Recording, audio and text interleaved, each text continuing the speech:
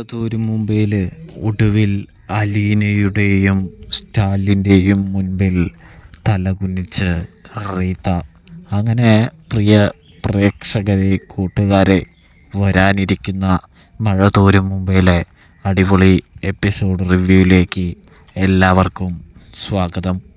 അതായത് നമ്മുടെ റീത്ത കരുക്കൾ നീക്കുകയാണ് എന്ന് കാണാം. സ്റ്റാലിൻ്റെ സ്വത്ത് തന്നെയാണ് റീത്തയ്ക്ക് പ്രധാനമായും വേണ്ടത്.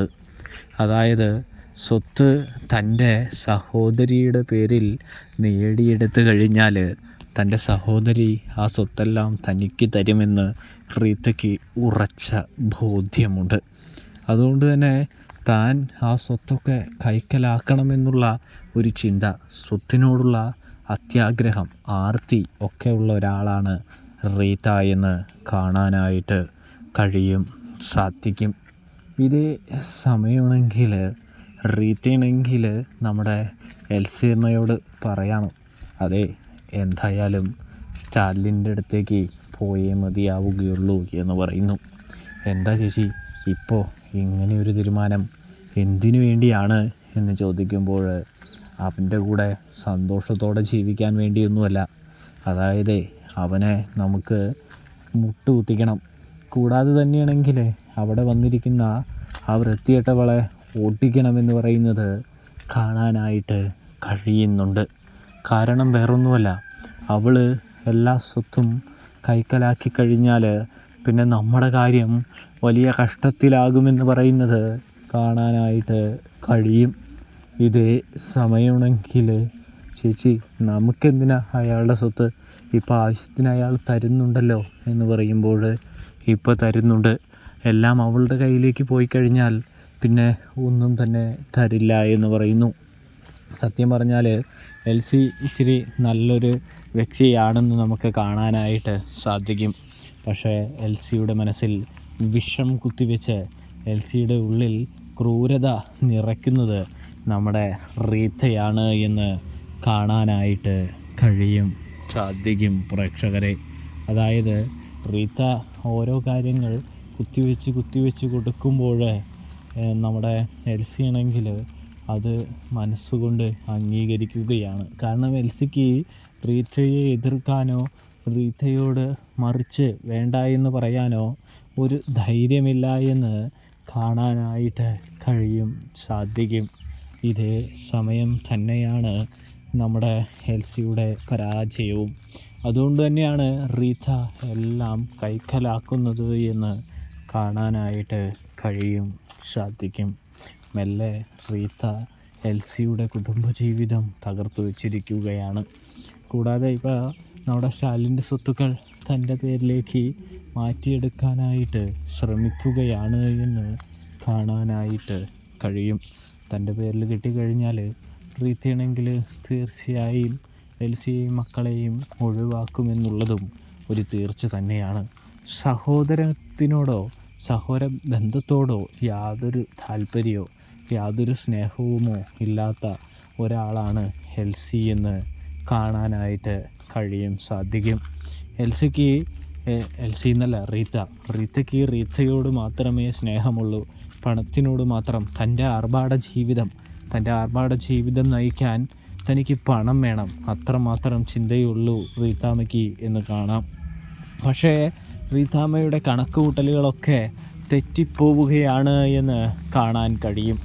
അതായത് സ്റ്റാലിൻ്റെ കൊട്ടാരത്തിലെത്തുന്ന നമ്മുടെ എൽസിയും പിള്ളേരും അലീനയുടെ കീഴിലേക്ക് പോകുന്നത് കാണാൻ സാധിക്കുന്നു.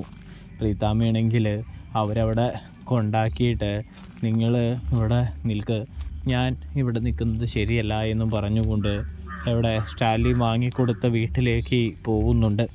തുടർന്നാണെങ്കിൽ നമ്മുടെ റീത്താമ്മ പോയി കഴിയുമ്പോൾ എൽസി ആണെങ്കിൽ മനസ്സിൽ നന്മയുള്ളത് കൊണ്ടും സ്നേഹമുള്ളത് കൊണ്ടും ഒക്കെ തന്നെ അലീനയോട് വലിയ വെറുപ്പൊന്നും കാണിക്കാതെ ചെറിയൊരു ഇഷ്ടമൊക്കെ കാണിക്കുന്നുണ്ട് എന്ന് കാണാൻ സാധിക്കുന്നു. ഇതിലുപരി തന്നെ നമ്മുടെ അലീന പതിയെ എൽസിയുടെ മനസ്സ് കീഴ്പ്പെടുത്തുകയാണ് എന്ന് കാണാൻ കഴിയുന്നു. ഇളയ മകളെ നമ്മുടെ അലീനയാണെങ്കിൽ തന്നെ കൂടെ ഇരുത്തി കൊഞ്ചിച്ച് പതിയെ അവളെ ശരിയാക്കി എടുക്കുന്നുണ്ട് എന്ന് കാണാൻ കഴിയും. ഇതേ സമയം നമ്മുടെ എൽസിക്ക് വളരെ ഒരു അത്ഭുതമായിട്ടാണ് കേട്ടോ തോന്നുന്നത്. അങ്ങനെ രോഹിത്തിനെയും ബബിതയെയും ഒക്കെ മാറ്റി എടുത്ത മാതിരി തന്നെ അലീന തൻ്റെ ഈ സഹോദരങ്ങളെയും തൻ്റെ കൂടെ ചേർത്ത് നിർത്തുന്നത് കാണാൻ കഴിയുന്നുണ്ട്, സാധിക്കുന്നുണ്ട് പ്രേക്ഷകരെ. ഇതേ സമയമാണെങ്കിൽ പതിയെ എൽസിയും അവരുടെ ഇതിലേക്ക് പോവുകയാണ് കേട്ടോ. അങ്ങനെ അവർ സന്തോഷത്തോടെ ജീവിക്കുന്ന ഒരു സമയം നമുക്കിനി മഴ തോരും മുംബൈയിൽ കാണാനായിട്ട് കഴിയും. ഇതിൻ്റെ ഇടയിൽ റീത്ത വിളിച്ച് പല കുത്തിത്തിരിപ്പുണ്ടാക്കാൻ ശ്രമിക്കുന്നുണ്ടെങ്കിലും അതൊന്നും അത്ര ഏശുന്നില്ല എന്ന് കാണാനായിട്ട് സാധിക്കും.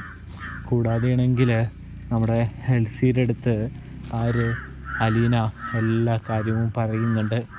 അതായത് റീത്താമ്മ എന്ന നിങ്ങളുടെ സഹോദരിയുടെ ലക്ഷ്യം എന്താണ് എന്നും നിങ്ങളുടെ ഭർത്താവിൻ്റെ സ്വത്ത് മാത്രമേ അവരുടെ ലക്ഷ്യമുള്ളൂ എന്നും അവർക്ക് അവരുടേതായ ആർഭാട ജീവിതം നയിക്കാനാണ് താല്പര്യമെന്നും നമ്മുടെ അലീന എൽസിയോട് പറയുകയാണ്. സ്വത്തിന് വേണ്ടി തന്നെയല്ലേ നിങ്ങൾ വിട്ടത് എന്ന് ചോദിക്കുമ്പോൾ ആദ്യം എൽസി അല്ല എന്ന് പറയുമ്പോൾ കള്ളം പറയേണ്ട ആവശ്യകത എന്താണ്, എല്ലാം അറിയാമെന്ന് പറയുന്നു. പപ്പയിൽ നിന്നും ഒരുപാട് പൈസ റീത്ത വാങ്ങിയിട്ടുണ്ടെന്നും എൽസിയോട് പറയുകയാണ് നമ്മുടെ അലീന. ഇതേ സമയം തന്നെ നമ്മുടെ എൽസിക്ക് പതിയെ കാര്യങ്ങൾ മനസ്സിലായി തുടങ്ങുകയാണ്. റീത്താമ്മ എന്ന തൻ്റെ സഹോദരിയുടെ ചതി എൽസിയും പതിയെ തിരിച്ചറിയുകയാണ് എന്ന് കാണാനായിട്ട് സാധിക്കും. അങ്ങനെ കാര്യങ്ങളൊക്കെ എന്തായെന്നറിയാനും നമ്മുടെ എൽസിയെയും മക്കളെയും തിരികെ കൊണ്ടുവരാനും തിരികെ കൊണ്ടുപോകാനും എത്തുകയാണ് നമ്മുടെ റീത്താമ്മ. ഇതേ സമയം റീത്താമ്മയോട് നമ്മുടെ എൽസി പൊട്ടിത്തെറിച്ചുകൊണ്ട് പറയാണ്, ഞാനും എൻ്റെ മക്കളും ഇനി നിങ്ങളുടെ കൂടെ വരുന്നില്ല എന്നും ഞാൻ സ്റ്റാലിൻ്റെ കൂടെ താമസിക്കാൻ പോവുകയാണെന്നും പറയുമ്പോൾ നമ്മുടെ റീത്താമ്മ പൊട്ടിത്തെറിക്കുകയാണ്. നീ എന്തിനാടി ഇവിടെ നിൽക്കുന്നത്, ഇവൻ ചെയ്തതൊക്കെ മറന്നുപോയോ എന്ന് ചോദിക്കുമ്പോൾ റീത്താമ്മേ, നിങ്ങളിനി ആളുടെ മനസ്സ് മാറ്റാനായിട്ട് ശ്രമിക്കേണ്ട. നിങ്ങളെക്കുറിച്ചുള്ള എല്ലാ ചതിയും എല്ലാ രഹസ്യവും ഞാൻ പറഞ്ഞു കഴിഞ്ഞിരിക്കുകയാണ് എന്ന് പറയുകയാണ്. കൂടാതെ തെളിവ് സഹിതം നിങ്ങളുടെ കള്ളത്തരങ്ങൾ കാണിക്കുകയും ചെയ്തു എന്ന് പറയുന്നു. ഇതേസമയം എൽസി ആണെങ്കിൽ ഇറങ്ങിപ്പോവാനായിട്ട് പറയുമ്പോൾ റീത്ത മാപ്പ് പറഞ്ഞുകൊണ്ട് അലീനയുടെ കാല് പിടിക്കാനായിട്ട് തയ്യാറാകുന്നു. അപ്പോൾ റിവ്യൂ ഇഷ്ടപ്പെട്ടാൽ ചാനൽ മറക്കാതെ സബ്സ്ക്രൈബ് ചെയ്ത് സപ്പോർട്ട് ചെയ്യണേ.